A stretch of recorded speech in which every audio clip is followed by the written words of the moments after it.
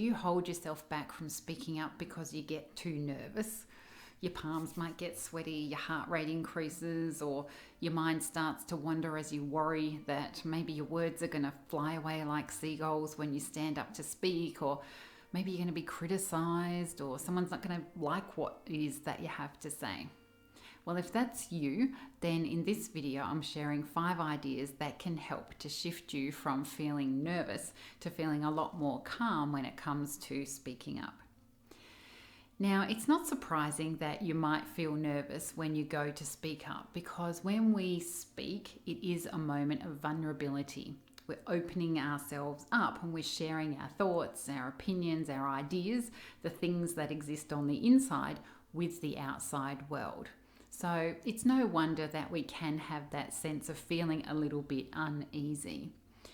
Now, if you feel like this, it's good to know that you're actually not alone, because research shows that about 75% of people actually feel a little bit nervous to a lot nervous about speaking up in front of others. Now, as the name suggests, feeling nervous is linked to the nervous system. And because speaking is a moment of vulnerability, it's linked to a sense of fear. You know, we're sort of afraid of what others think, or whether we're going to say what it is that we want to say in the right way, and so on. And so we have that classic response to fear that goes on. So you might have heard of the flight, fight, fawn, or freeze responses that are natural ways that our body responds when we're feeling a bit afraid. Now, how your body responds to those is, so how you react on the inside is how you're going to sound on the outside. So, for example, if your tendency is to react to fear by wanting to fight it, then when you go to speak, you may come across as being a little bit dominant, a little bit perhaps aggressive. You're wanting to kind of stand up and fight and make your point in a dominant sort of way.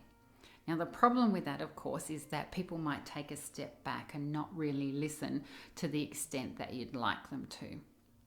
The second way that you might respond is by simply freezing, just freezing up and not saying anything at all and remaining silent, a bit like an ice block.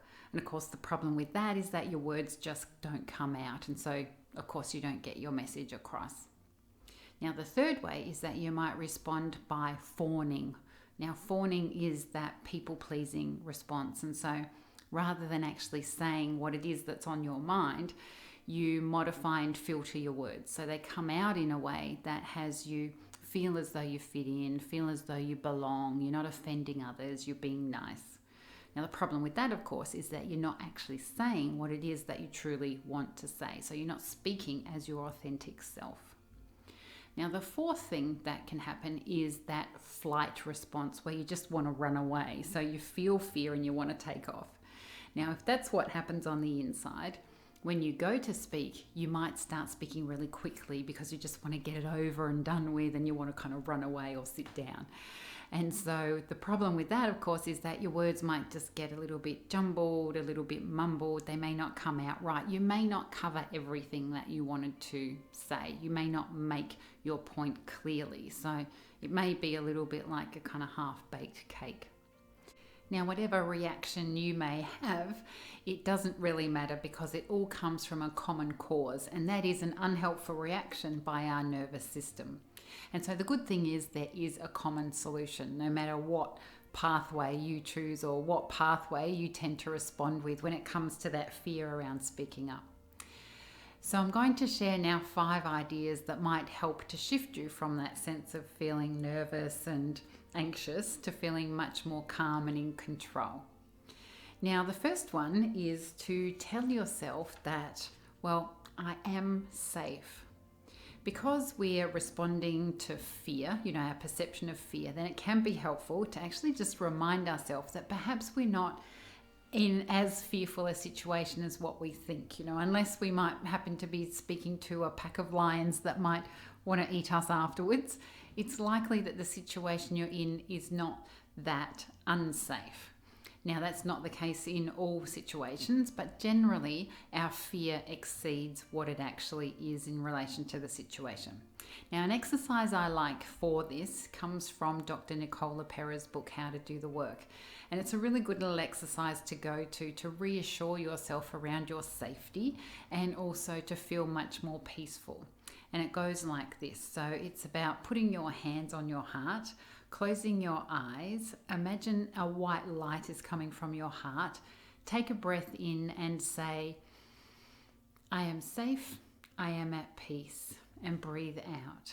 And it's just a little calming exercise that can help to regulate and calm down your nervous system by reminding you that, yes, I am safe. Perhaps it's not as fearful a situation as what I might imagine. And also that I am at peace. It's actually not necessarily a fight that I'm in, and I can drop my armor, drop my weapons, and go in with a lot more calmness. So that's tip number 1. Tip number 2 is related to, no surprises, but breathing and being able to control your breath. Now, when we're nervous, of course, our heart rate increases, our breathing starts to get faster. And so we have that sympathetic nervous system response. And what we're wanting to do is to turn that more towards our parasympathetic nervous system, which is more of our calm state. So breathing can help us to do that. Now, breathing, our breath is always with us. So just simply connecting in with our breath can be useful, and purposefully doing exercises like purposeful meditation or purposeful breath work can be useful. I also like to have activities or little things I can go to in the moment. And I really like Arthur Joseph's idea of how to breathe to kind of really get a sense of calmness straight away. And that is that rather than just simply taking a breath where we might go and our shoulders rise up, is to imagine that you're being pulled up by a string that's coming out of the top of your head. Now, as you breathe in and you imagine you're being pulled up, it's more of an expansion of the body and an expansion of the diaphragm. So just try that. So imagine that you're being pulled up by a string and breathe in. And then breathe out and let go. And that's just a nice sort of calming breathing technique to go to in the moment. So tip number 2 is to manage our breathing and to slow it down and to find little ways to do that. Now, tip number 3 may sound a little bit strange, but it's actually to know that, well, the person that you're listening to or the person that you're talking to or the people that you're talking to may not actually be listening that much. Now, this may sound a little kind of counterintuitive. We want, of course, to know that what we're saying is important and people are listening, but we put a lot of energy into it, and we feel as though often, our fear can come from that feeling like we're under the spotlight and people are really looking at us. If we sort of twist that a little bit and think, well, maybe they're not actually that interested and they're not really listening anyway, it can take away a little bit of that nervous energy. And this idea comes from Matt Church in his book Speakership, and he's a leader and educator and teacher who helps people to speak in public. And one of the ideas or one of the things he recommends to help overcome the nerves is to just imagine that they're not actually listening.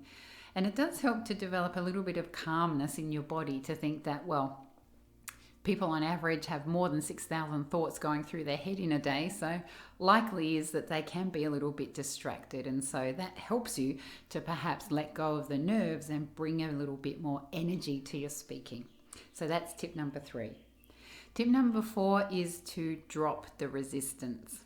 Now, what I mean by that is that we often try and resist that feeling of nervousness. We often try and resist unpleasant feelings and kind of push them away.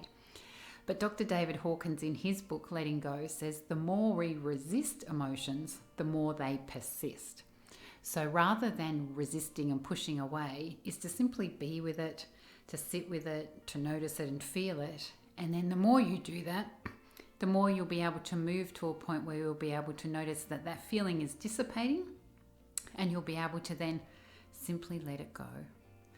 So that's a nice thing to do too, is not resist it, but notice it, be with it, acknowledge it, and then simply let it go. Tip number 5 is to pause. So don't be tempted to rush when you go to speak. you can take the opportunity and give yourself permission to take a breath and to pause before you start speaking. That can help you to connect in with your thoughts and to really retrieve what it is that you want to say and to get that out. Now, that can be particularly useful for people who are deep thinkers. That might take a little bit longer to go in and retrieve those thoughts and words and therefore be able to say what it is that they truly wanted to say. And can also be useful for people for whom that flight response tends to kick in, where you're wanting to get it over with really quickly, so you end up speaking really fast and not perhaps making the points that you wanted to make. So give yourself permission to pause, both before you speak and also during the time that you're speaking or having the conversation. So that can help to keep you calm and also help you to say what it is that you're really wanting to say. Now, I hope you found those 5 tips of value. So number 1 was telling yourself that you're safe and you're at peace. And so that can be reassuring from a nervous and anxious perspective. To regulate your breathing, which was tip number 2, that can help to manage your nervous system.